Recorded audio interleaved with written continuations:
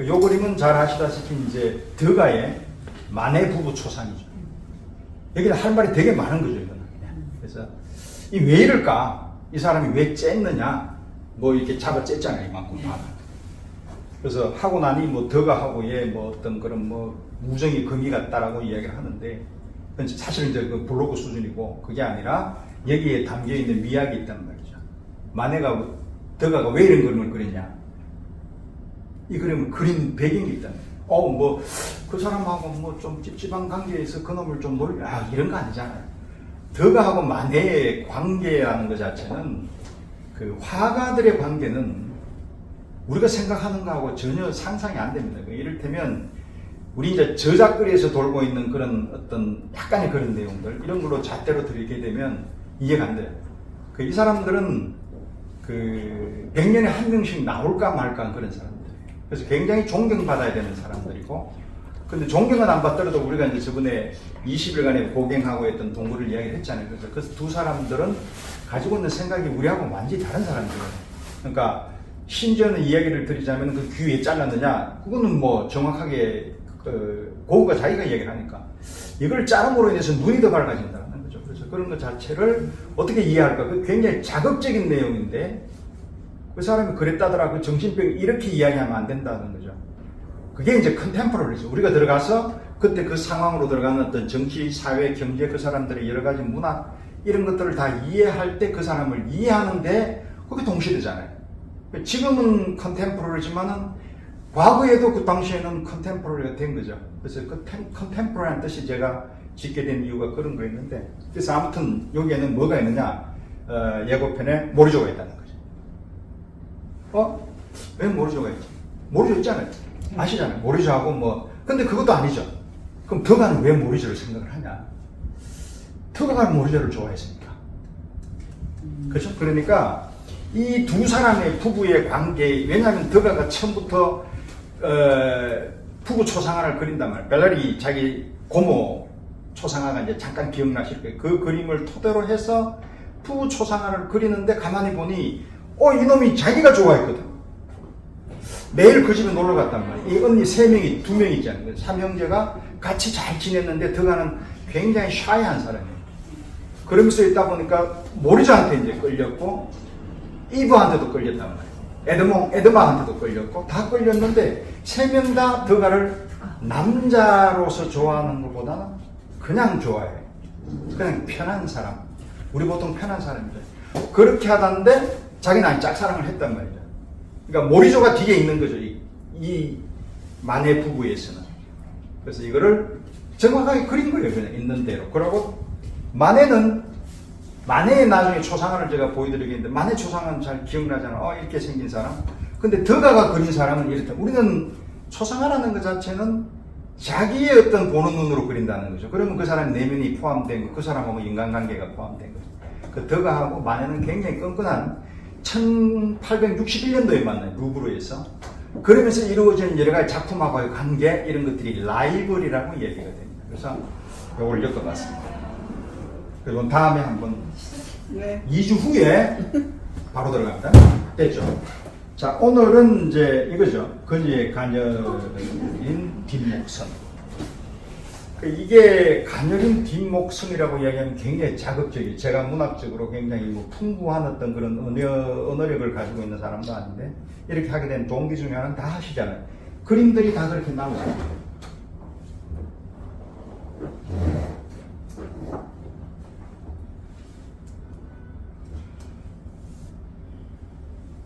그죠? 대표적인 목의 가녀린 사람들이죠. 보통 뒷목에서 나오는 어떤 그런 미학이라는 것 자체는 사람들이 시샘말로 굉장히 좋아해요. 왜냐하면 곡선이기 때문에, 직선이 아닌. 근데 가만히 보면 이런 그림들이, 이거는 누구 그림이에요? 다빈치죠. 다빈치의 곡선이라는 것은 모나리자에 나왔죠. 근데 다빈치가 활동하는 시대는 언제냐? 이 사람이 생물연도가 1450년도에. 그러면 거의 이제 우리가 이야기하는 르네상스의 성기 시대, 머추어 시대. 그때 굉장히 이제 완전히 이제 정점을 찍고 가는. 예를 들어 우리 프라 안젤리코, 뭐 마사초, 뭐 기베르티, 뭐 이런 사람들이 르네상스를 만들었죠. 원급법 만들고, 알베르토 뭐 등등 많잖아요.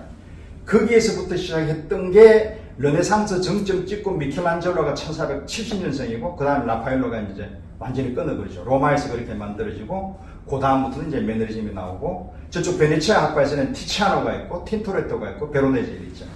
그렇게 이어가는 데 있어서 대부분 그림은 어땠다? 직선이었잖아요. 원근법, 수학적인 레이쇼, 비례.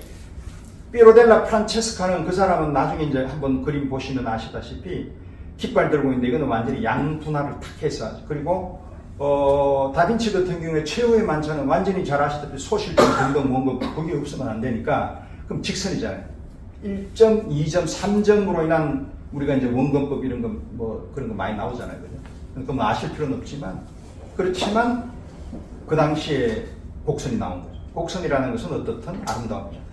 그러니까 이 사람이 가지고 있는 그 뷰티에 대한 어떤 정의가 모나리자에서부터 시작해서 같이 만들어졌다. 그럼 그 당시에 그림을 그린 사람 중에서 이렇게 곡선을 그린 사람이 누가 있냐? 없잖아요.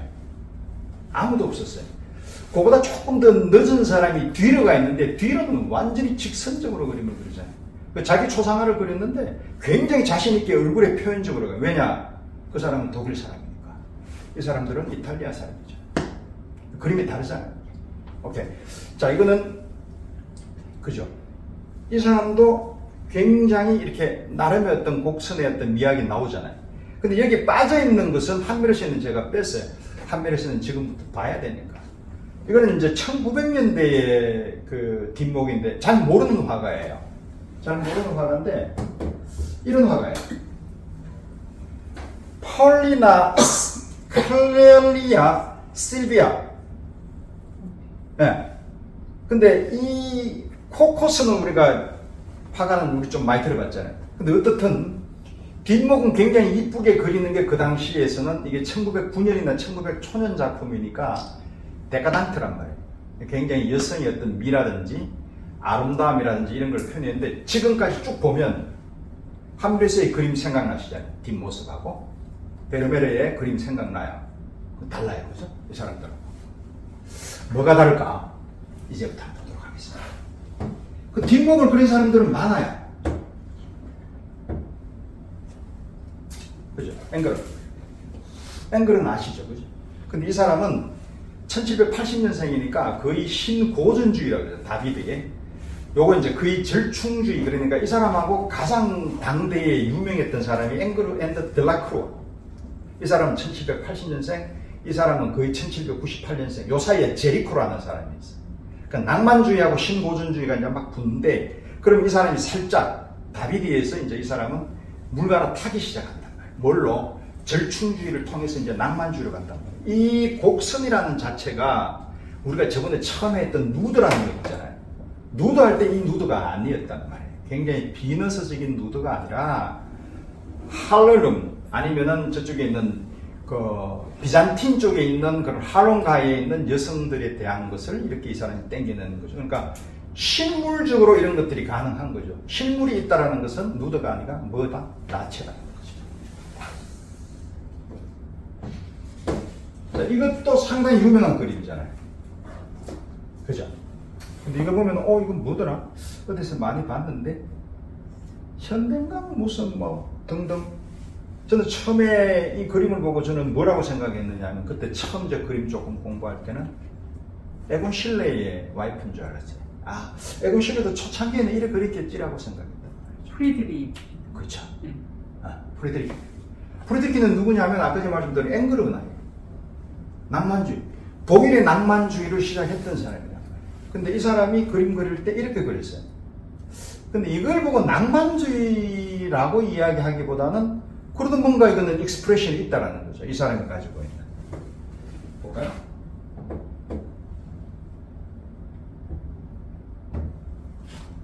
구도가 이거예요. 자, 창이 쫙 나와요. 근데 앞쪽에 쫙 이건 뭐가 올라오죠? 배의 깃발이에요. 그죠? 우리 보통 돛이라고 하는 이 부분에서 창이 가져다 주는 것은 내 내면하고 저쪽 외부 세계 등등 이런 것들이 되고, 근데 희한한 거는 이건 어떻게 봤다?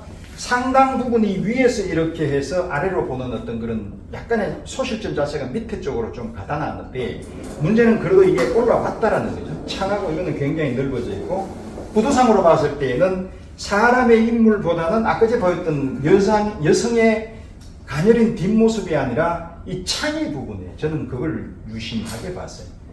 이건 좀 직선이잖아요. 그죠? 근데 곡선이 뭐가 있죠? 여성의 뒷모습. 그것뿐만 아니라 주름이 굉장히 자글자글하게 있어요. 이거는 자기만이 가지고 있는 뭔가 내면에 굉장히 복잡한 심정도 생각할 수가 있어요. 프리드리히의 어떤 그런 것들은 지금 현재 논하려고 하는 게 아니죠. 오늘 공부하는 내용에서 프리드리히를 공부하는 게 아니라 이런 것들에 대한 건 아닌데 아무튼 프리드리히는 굉장히 복잡한 사람이었죠. 뭐 집안사도 되게 안 좋았고 형제도 죽고 해가지고 이제 그림에 대한 어떤 그런 열정만 있었지 글쎄요 부부에 대한 어떤 그런 것들은 잘 몰라요. 어떻든 이런 그림을 그렸는 그 상황만 딱 보면 자 에드워드 번존스 이건 아시는 그죠? 네. 다 이렇게 이거에 대한 거는 누구든지 간에 다 그려요. 그럴 수밖에 없죠. 그 당시에는 이런 것들이 가장 좋은 어떤 그림의 소재였으니까. 드가도 처음에 드가의 그림은 굉장히 신화적으로 그렸어요.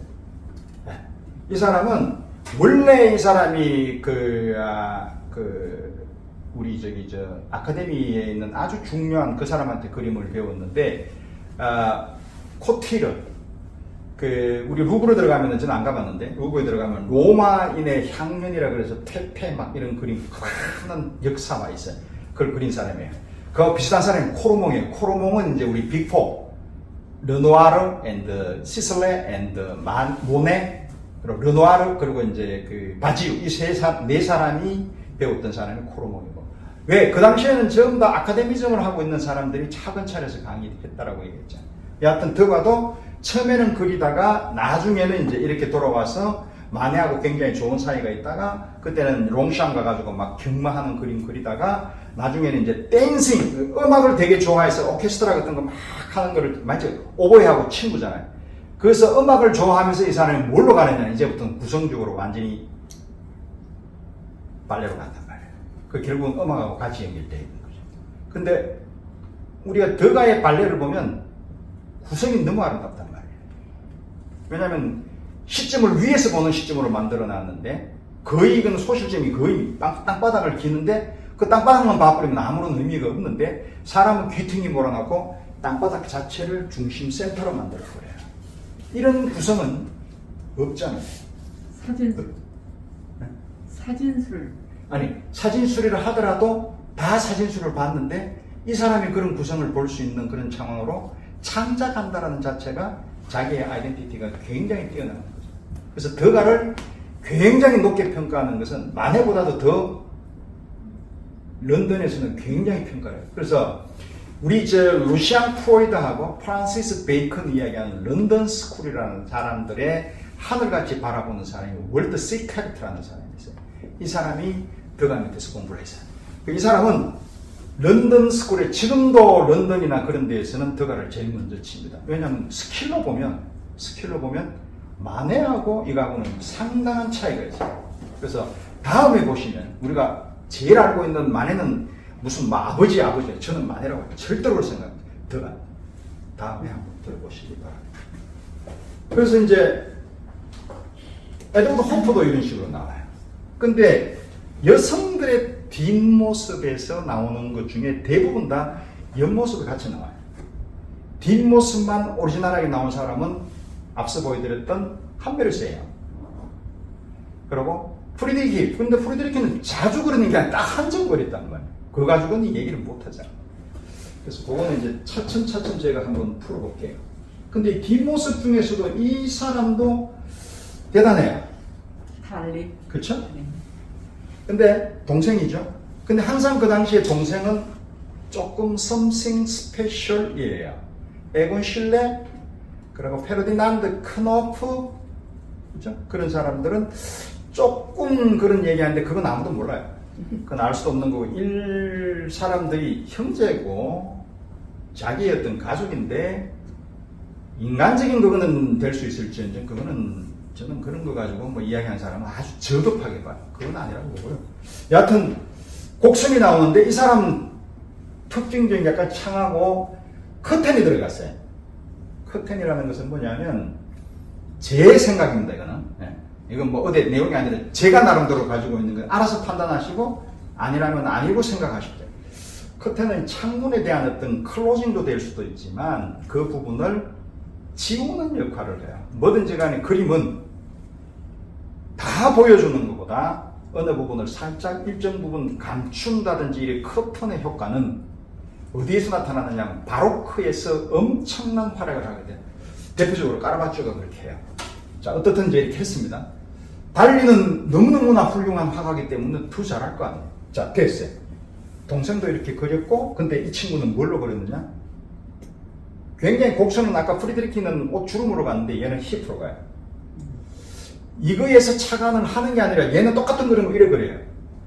왜? 초창기에 이 친구는 늘 그림 잘 그리는 친구들은, 천재들은 항상 아카데미즘이라는 것은 있을 수밖에 없어요. 제가 있다가 오늘 갑자기 그림을 그릴 수는 없잖아요. 아카데미즘을 반드시 통과를 해야 돼요. 근데 대부분 사람들이 아카데미즘을 통과하지 않고 그림을 그려야 된다고 하잖아요. 천만의 말씀이에요. 그런 사람들은 아이덴티티가 안 나와요. 반드시 미술대학을 들어가야 됩니다. 미술대학을 들어가지 않고 내가 그냥 밖에서 이렇게 일요화가처럼 있다가 저한테 아이덴티티가 나온다? 전혀 안 나옵니다. 미술사, 철학하고 모든 걸 다 공부를 해야 됩니다. 그건 뭘로? 이성으로. 그래서 제가 저번에 한 말씀 드렸잖아요. 이성으로 공부하고 4년 동안 딱 공부하고 난 뒤에 그때는 모든 걸 탁 손을 놔야 돼요. 그리고 내가 배웠던 거는 손 놓고 이성적으로 판단을 해야 돼요. 아, 이런 그림들이 있었구나. 이제 저같이. 그러면 옛날에 1200년부터 시작이 지금 쫙 나오잖아요. 그럼 나는 뭘 그릴까? 내 본질은 뭘 찾으려고 할까라고 할 때는 지금까지 배웠던 것들은 다 제거를 해야죠. 그래야지만 뭘 했을 때 내가 표절을 했는지 안 했는지를 알 수가 있잖아요. 과거를 모르는데 현재가 표절을 내가 그리고 있는 게 표절인지 아닌지 어떻게 알아요? 그러니까 이성이 작동을 하고 그 다음부터는 에포케, 옛날에 그 후설이라고 현상학을 했는 사람이 이야기한 게 판단 중재라 그래요. 내가 지금까지 왔던 고정관념, 사회에서 나를 짓누르고 있는 거. 라칸이 얘기하는 그거예요. 어릴 때부터 같이 살아왔는데 엄마 아버지가 나를 짓눌렀던 거. 그게 뭐냐? 타인의 욕망을 우리가 욕망하고 살잖아. 엄마가 원하는 대로 나도 그렇게 욕망을 하고 살잖아. 그게 상징계가 된단 말이야. 거기서 나오는 것들을 완전히 떨쳐버리고 쥐상스라 그래요. 아무것도 내한테 없는 나가 완전히 자유로운 상태가 됐을 때 그걸 감성을 느끼면서 메릴로 뽕띠처럼 그림을 그리는 거예요. 그래서 그 그림이 프란시스 베이컨이 나오는 거예요.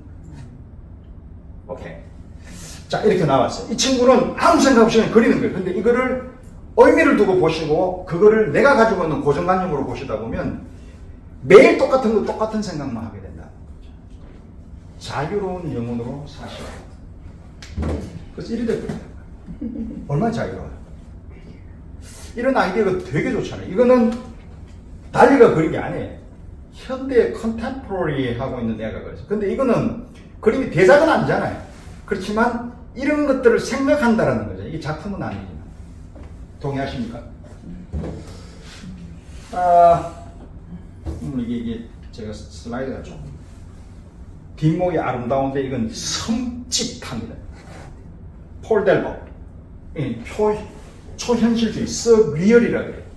이 친구들은 거의 1900년대에 거의 가까운 거기에서 생물연도가 만들어져요. 누가 있냐? 르네 마그레트, 벨지안. 이건 제가 잘 모르는데 폴 델버라는 뭐 아주 유명한 백이 있다면서요. 네, 명품 가방. 사진하고 포토리얼리즘 같이 컴바인해서 이런 작업 잘하는 사람이 누구다? 게르 하르트. 오케이. 현대에 이런 그림 그리는 사람도 아주 그죠? 익스프레션이 넘치잖아요. 이거는 뭔가 여기에서 나오는 어떤 메시지가 너무 강하다 못해. 오늘 강의의 가장 큰 주제 중에 하나가 Poetry of Silence입니다. 그러니까 시적인 침묵. 한메르세이하고 베르메르가 추구하는 것하고는 조금 다른 방향으로 흘러가는 것을 어떻게 이해해야만 되느냐라는 게 제 요새 가장 큰 딜레마예요. 그럼 우리가 과연 지금 현재의 그 현대 컨템포러리가 지금 추구하고 있는, 지금은 거의 대세가 영국하고 독일이잖아요.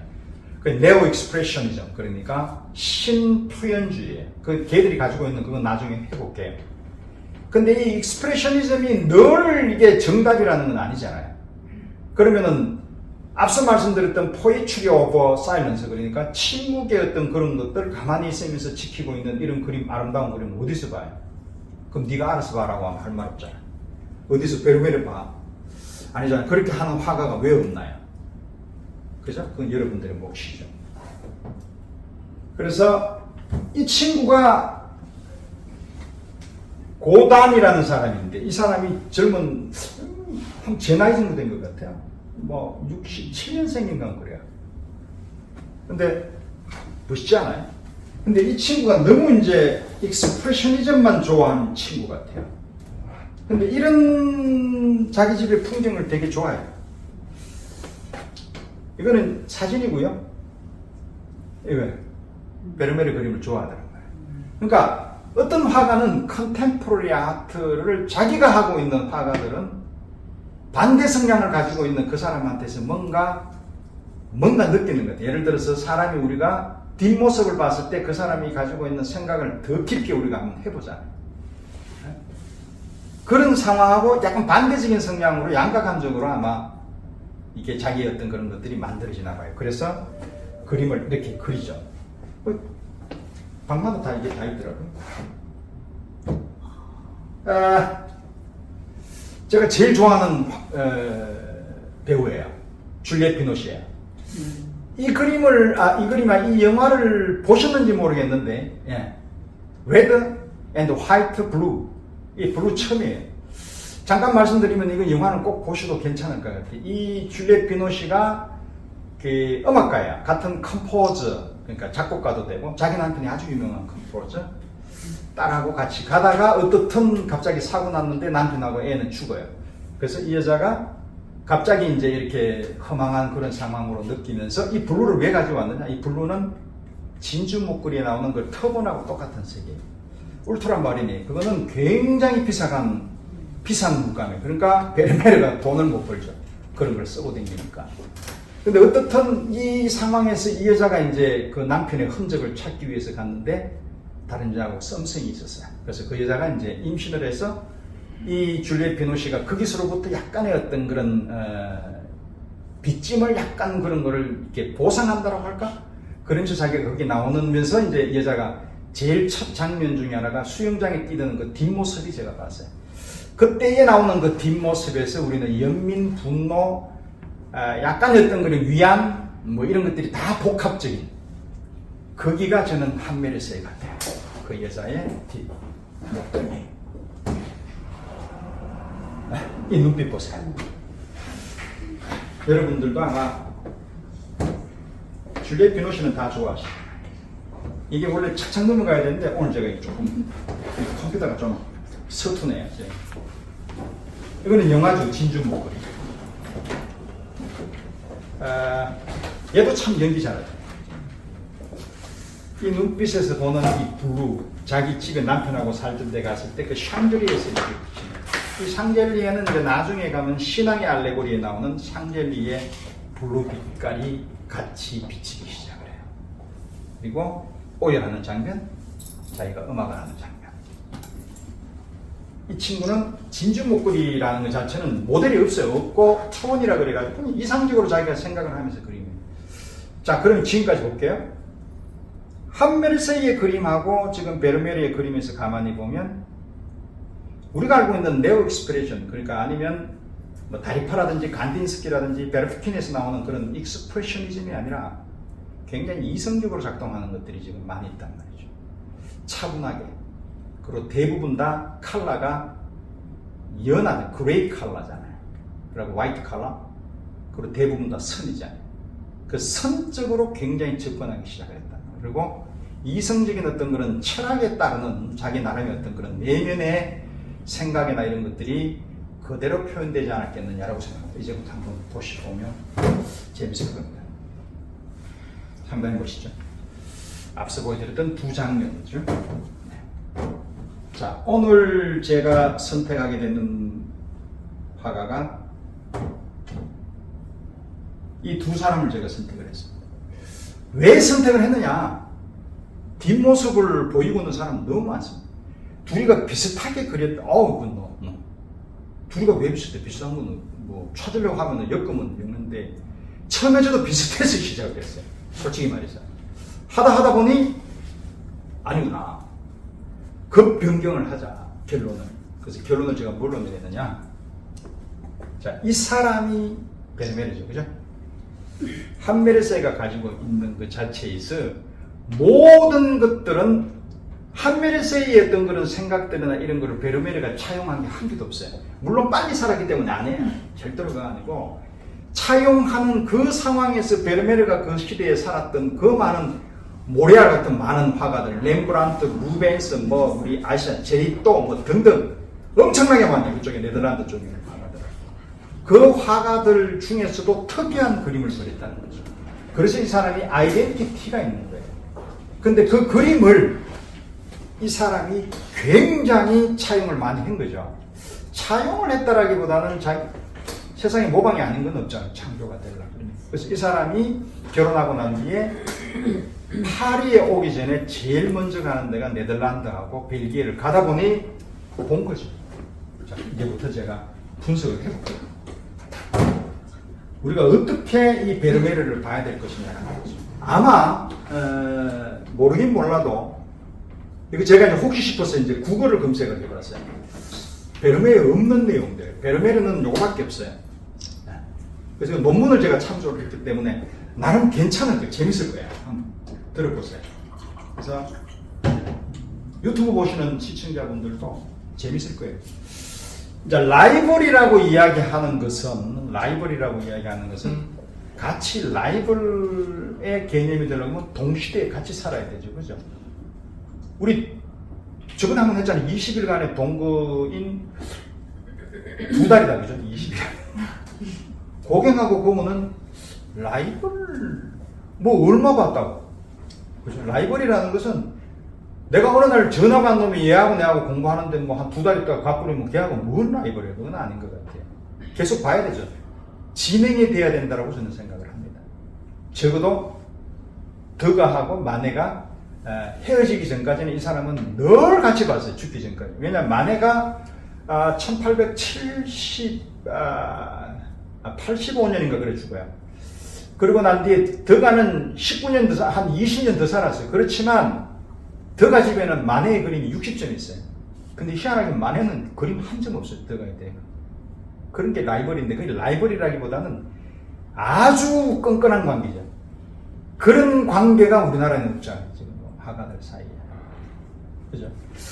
이 관계의 미술사를 제가 이게 좀 탐독을 해서 해보니까 드가 있고 뭐 등등 마티스하고 피카소 있어요. 되게 재밌더라고요. 우리 알고 있는 내용이 아닌 경우가 너무 많고. 그래서 이거 이제 몇 가지 더 첨가해서 이거 다 해드릴게요. 한번 해볼게요. 루시안 프로이드하고 제가 제일 좋아하는 게 이제 프란시스 베이컨이니까 루시안 프로이드는 제가 따로 가지고 있는 책을 제가 한두 대 건인데 그거하고 같이 믹싱해서 만들어 보도록 하겠습니다. 자, 이제 한번 볼게요. 이 사람 그림을 한번 보세요. 뭐가 느껴져요? 그걸 제가 물어보면 제가 잘못이에요. 오늘 생각하고 내일 생각하고 모레 생각 다 다르겠죠. 아침 생각하고 저녁 생각 다 다를 거고요. 이 여자가 가지고 있는 분노부터 시작해서 연민 모든 것들이 어떤 단어로도 한번 넣어보세요. 다 돼요. 기쁨도 돼요. 여기서는. 편지를 읽고 있는지 신문을 보고 있는지 책을 보고 있는지는 모르겠으나 모든 감정이 여기에 다 돌아갈 수가 있다는 거죠. 만약에 옷 색깔이 조금 달라 뿌리게 되면 그게 안 나올 수도 있죠. 이 사람 대단하지 않아요? 저는 딱 보고 나는데 와 이거 대단한 사람이다. 왜냐하면은 그 지움의 미학이라 그러나요? 그러니까 앞면은 늘 우리가 같이 보지만 초상화를 그릴 때 보면 눈을 똑바로 뜨고 보는 사람이 있고 눈을 지그시 내려앉는 게 있어요. 이 사람 마이크를 한번 보세요. 나중에 보여드릴게요. 이렇게 그렸어요. 못 그렸어요. 그러니까 누가 옛날에 그러더라고요. 그 프리드리히가 그 저 남자 뒤에 신사 얼굴 뒤에 뭐 앞면을 세상 그런 게 돼요. 그림 못 그리면 그림을 그리지 말죠. 아니죠. 얼마나 그 조잡스러운 그런 얘기들이. 그런 얘기는 우리는 이제 그만했으면 좋겠어요. 이제 막 그냥 시쳇말 같은 거, 그죠? 좀 진지한 거. 아무튼 그래요. 근데 베르메르하고 차이는 등장은 해요. 여러 가지 오브제들이. 그림의 가장 중요한 오브제 중에 하나가 거울이에요. 제가 저번에 말씀드렸죠. 거울은 초창기에 뒤로 그림이 왜 굉장히 자화상을 높게 치느냐 하면, 제가 똑같은 얘기 이제 계속 하는 건 나중에 지겨울 때 되면 이제 아시라고 제가 반복하는 겁니다. 뒤로는 그림을 자화상을 3점을 그립니다. 지가 아주 자신있게 프라도부터 시작해서 루브를 하고 몇 가지 있잖아요. 독일에도 하나 있고. 근데 그 그림이 왜 잘 그렸느냐 하면 무슨 뭐가 어떻고 뭔가 그런 그림의 어떤 식물 모양이 너무 훌륭하다라기보다는 자화상을 그리려고 그러면 뭘 보고 그려요? 거울을 봐야 되죠. 나르시스처럼 까르바쪼가 나오는 나르시스처럼 강물을 보고 그릴 수는 없잖아요. 근데 뒤에가 그릴 때는 거울이 볼록 거울이에요. 외상이 생긴다. 우리 돋보기 그치 되어 있는 거 보세요. 이게 뒤로 얼굴을 그릴 수가 있나요? 그렇다는 건 뭡니까? 이게 아마 제 생각에는 그런 얘기는 없습니다만, 제 생각에는 그려봐가지고 그린다는 건 있을 수가 없죠. 그런데 이놈을 보여줄 거 아니에요. 이래 보고 나도 보니까 이래 보였어. 근데 얘를 보니까 배율적으로 비율적으로 얘가 생각하잖아요. 얘가 이거 천재예요. 그거 잘해요, 그놈이. 그래서 보면 멜랑콜이라는 어떤 그런 애칭 그림도 보면 얘가 그런 짓 잘한단 말이에요. 이렇게 프레임 씌워놓고 몇 대 몇 하는 거. 이거 잘하는 사람이 뒤로고 저쪽에 가면 피오로델라 프란체스카라는 사람이에요. 이탈리아에. 그러니까 그렇게 수학적으로 접근했죠. 뒤로도 마찬가지로. 근데 독일에는 그런 애가 아무도 없어요. 얘 딸랑 하나 있어요. 근데 그런 거를 생각을 해서 그랬잖아요. 그런데 이 부분을 냅두고 난 뒤에 여기에 그림을 전혀 보이지 않는 공간을 다 죽여버렸잖아요. 그럼 뭐냐? 현재 지금 내가 보는 상황에서의 공간은 부재하다라는 거잖아요. 왜냐면 거울이 있으면 거울이 상이 찍혀야 될 거 아니에요. 상이 없잖아요. 뭔가 얘기하고 싶은 거야, 얘는 지금. 오케이? 자, 이제 한 번씩 보면서 할게요. 이게 너무 오래 가면 안 되니까. 자, 뒷목을 정확하게 그렸는데 앉는 자세 조금 삐딱하고, 여기서 별로 생각을 한번 해보시라고. 이제 이거는 금방 다음에 또 나오니까 그냥 이런 그림이라는 거죠. 그죠? 창하고도 그렸고, 뭔가 이게 구도적으로 봤을 때 깊이 공간을 쭉 보는데, 뭔가 또 상당히 훌륭하고 소실점 같은 것도 되게 잘 지킨 사람이잖아요. 선적으로 봤을 때 웬만하게, 왜냐면 이 사람이 1864년 사람이기 때문에 이 사람이 누굴까? 마티스예요, 마티스. 그러니까 포비즘 있고 고갱이 있을 때 나비파 있고 이런 그림들인데, 얘는 이래 그린단 말이에요. 이상하죠. 르누아르는 약간 이제 한물 주고가지고 이제 그 피아노 같은 거 이런 거 뭐 여자들이 이렇게 펄 피리에드라 그래가지고 약간 진주 스타일, 약간 스포마토 기법으로 뿌옇게 그리는 거 있잖아요. 피아노 치는 언니, 동생 있는 거 이런 그림들. 그런 그릴 때란 말이에요. 근데 이거 보니까 뭐야 이런단 말이에요. 야, 그림 니 처음 시작하냐? 근데 요때 이제 같이 시작하는 사람이 샤반도도 있고 뭐 모르도 있고 뭐 여러 가지 심볼리스트, 상징주의자들 있어요. 그렇지만 이렇게는 안 그린단 말이에요. 왜? 이 사람은 초상화 앤드 풍경을 같이 넣어버렸잖아요. 실내 풍경. 저는 그렇게 생각해요.